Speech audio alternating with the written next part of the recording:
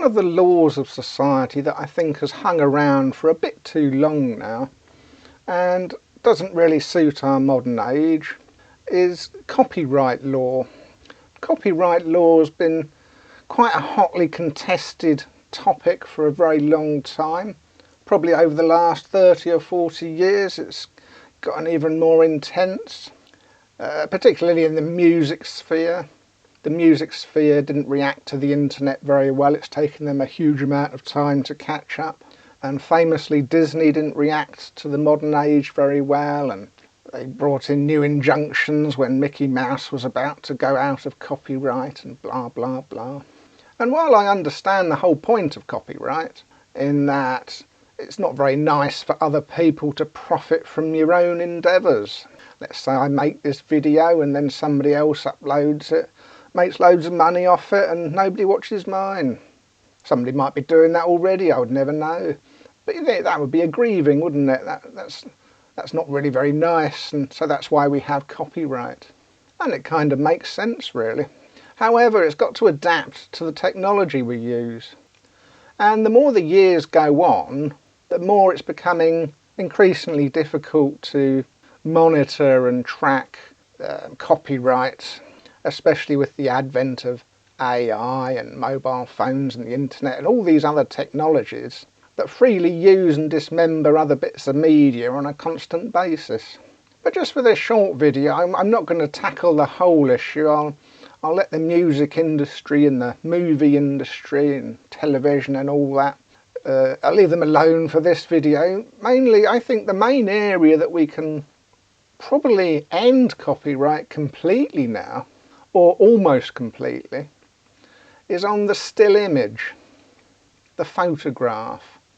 I find it particularly absurd in the internet age that people still insist on having copyright for photographic images.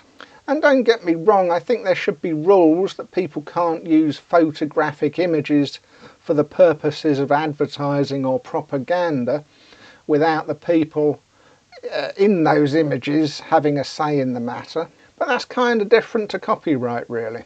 That's not about copyright, that's about preserving your own image, as it were. But photography, it makes absolutely no sense to have copyright on photographs.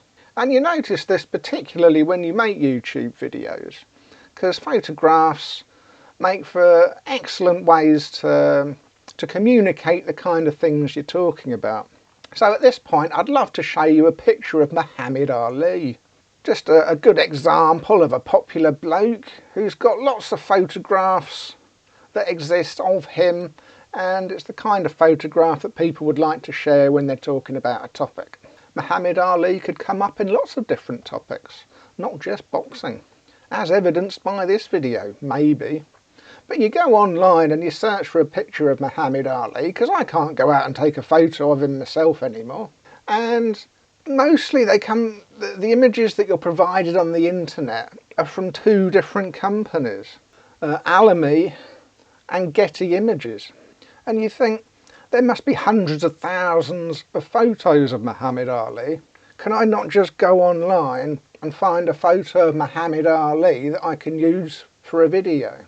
Or to show publicly in a presentation when you're doing a talk, or for what, you know, for whatever general purpose you're using it for, even if that purpose has the potential to generate money.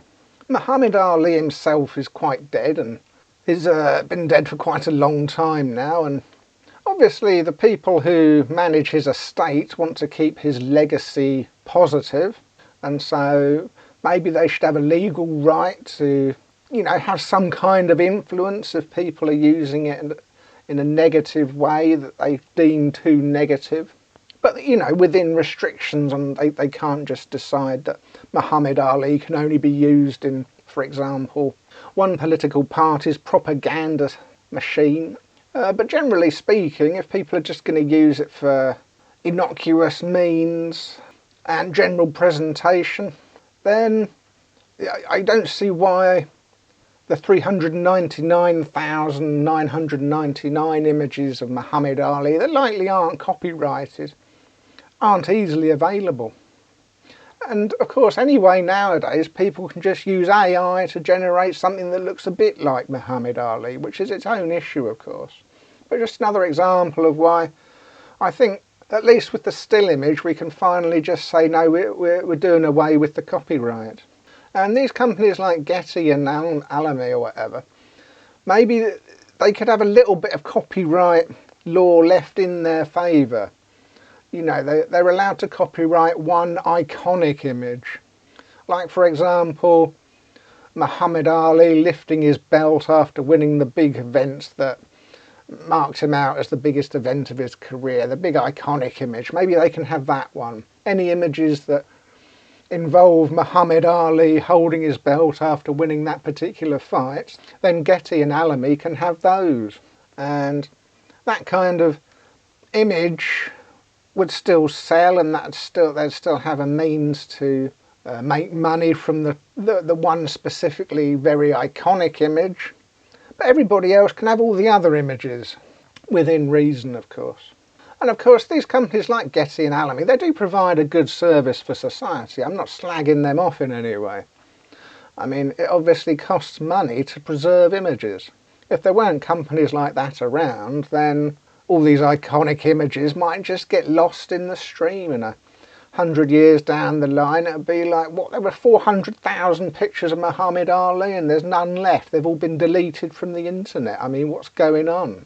So you need somebody there to at least preserve at least one iconic image of everything that should be iconic and preserved. And of course, they're going to need to fund that. But I can't imagine there's that much money involved in copywriting hundreds of thousands of pictures of Muhammad Ali, most of which nobody will ever use.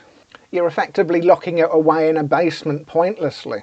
It's never going to get used, nobody's ever going to pay for it, but you're just storing it so that people can't use it because you deem that it might potentially have value, and therefore you're hoarding it.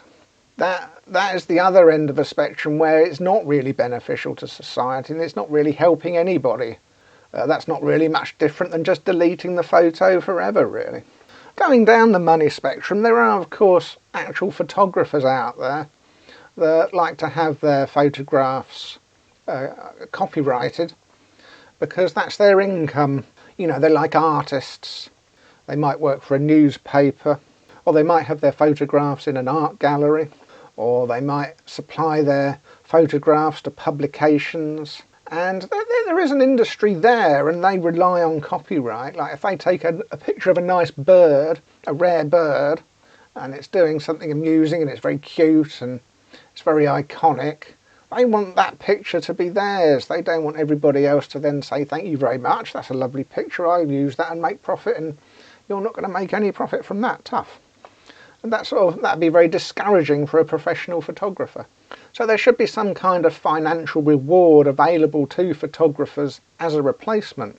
For example, if they take an iconic image of that cute little bird and they want it to be published, they should have like first use. There should be some kind of first use thing where a photographer has the copyright until it's used for the first time in its first publication, and then the copyright ends.